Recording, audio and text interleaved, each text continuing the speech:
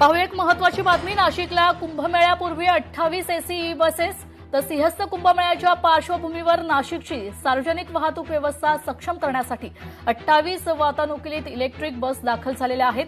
केंद्राच्या PM E बस सेवा योजनेतून पहिल्या टप्प्यात 50 बस मंजूर असून त्यापैकी 21 बस नाशिकमध्ये दाखल झाल्यात। आणखी 7 बस लवकरच दाखल होणार आहेत। सिंहस्थपूर्वी नाशिकला एकूण 100 ई बस देण्याचा निर्णय झालाय।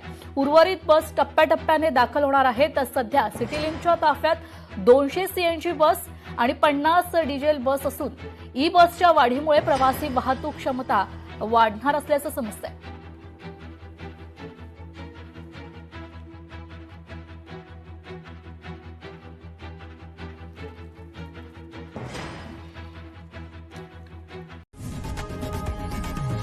लोकशाही मराठी ऐका, पहा, जागरूक रहा।